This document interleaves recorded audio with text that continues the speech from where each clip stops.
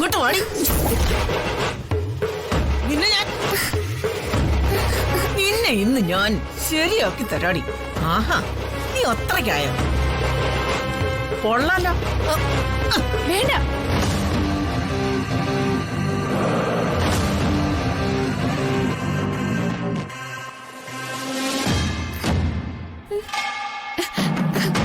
മോശം പിടിച്ച ജന്മത്തെയൊക്കെ ചവിട്ടി കൊല്ലണം. കണ്ടില്ലേ ഞാൻ കുടിക്കാൻ വെച്ചിരുന്ന ജ്യൂസ് തട്ടി എറിഞ്ഞത്?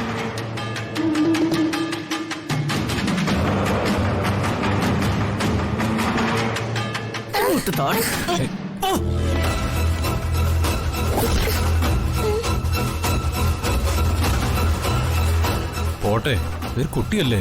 കുട്ടിയല്ല, ഇവള് കുട്ടിപ്പിശായ.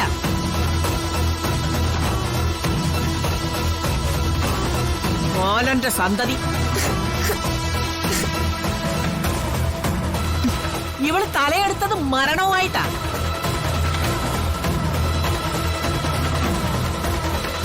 തൊള്ളയെ കൊന്നിട്ട് മതിയാകാതെ തൊന്തയും തൊന്തയുടെ തള്ളയും കൂട്ടത്തോടെ കൊന്നൊടിക്കാനല്ലേ ഇവള്.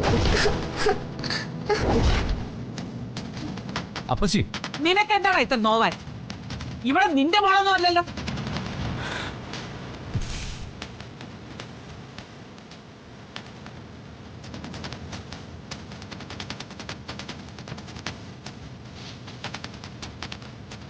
ഇവരോട് സംസാരിച്ചിട്ട് കാര്യമില്ല. വാ.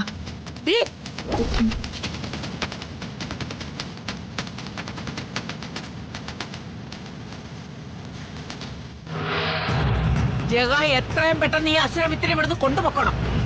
അതിന് കാലെ പിടിച്ച നിലത്തടിച്ചു കളയും.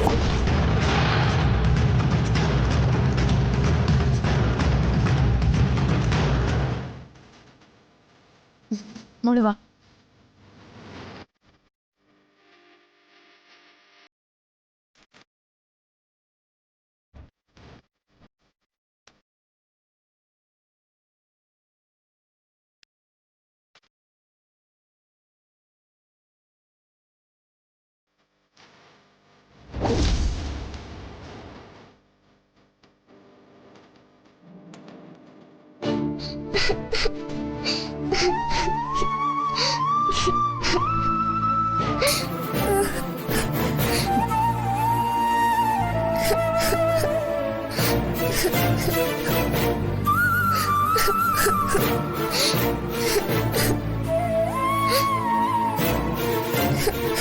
ജഗനങ്ങളെ, ദിയമോള് പോവാ.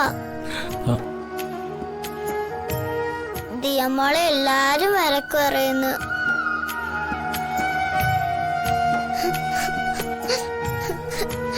എന്തിനാ വന്ദനമേനെ ഇങ്ങോട്ട് കൊണ്ടുവന്നത്?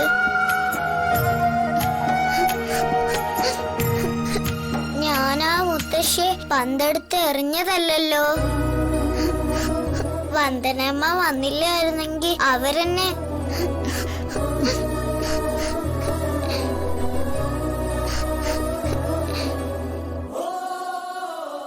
പോട്ടെ മോളെ. ജഗനങ്ങളെ, എന്നെ എന്റെ വീട്ടിൽ കൊണ്ടുവന്നാക്കോ. മോളെ, അത് വിട്ടുകളാ. നമുക്കേ ആ മുത്തശ്ശിക്ക് ഇരുട്ടടി കൊടുക്കാം. എന്താ? ജഗ, പറയുന്നത് കൊണ്ടൊന്നും തോന്നരുത്.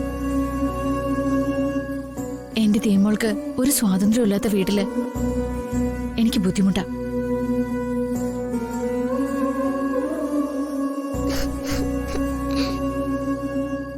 വന്ദനെ, നീ എന്താ ഒന്നും അറിയാത്ത പോലെ? ദേവമോട് പറയുന്നത് ശരി, അവള് കുട്ടിയല്ലേ.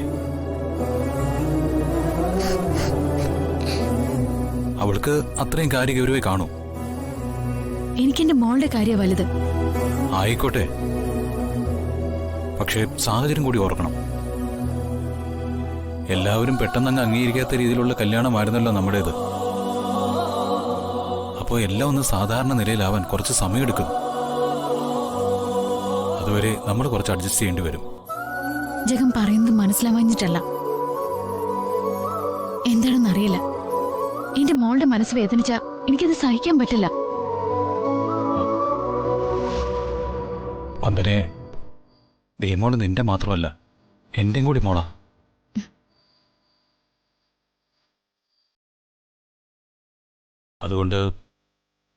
അതുകൊണ്ട് തന്നെ ദേമോൾക്ക് ഒരു വിഷമവും വരാതെ നോക്കേണ്ടത് എന്റെ കൂടി ഉത്തരവാദിത്വ.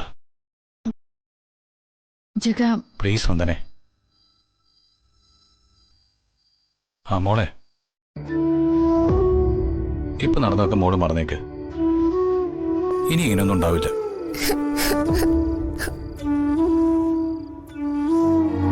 അങ്കിളേ, മോക്കൊരു കഥ പറഞ്ഞു തരട്ടെ? അതിനങ്കിളിന് കഥ അറിയാവോ?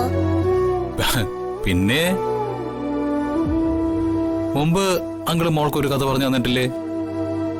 അതുപോലൊരു കഥ പറയാം. ഒരാളിന്റെ ചെലവ് കാശ് കുറച്ച് മകനെ സഹായിക്കാൻ, അല്ലേ?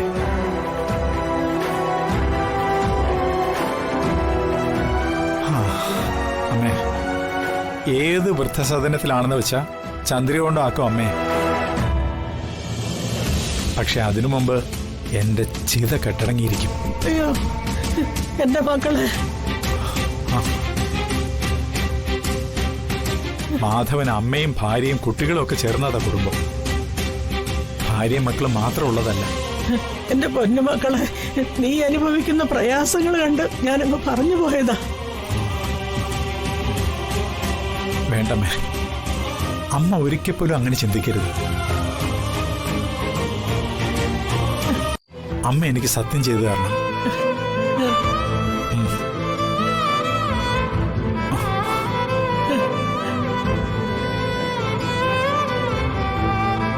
സത്യം, സത്യം.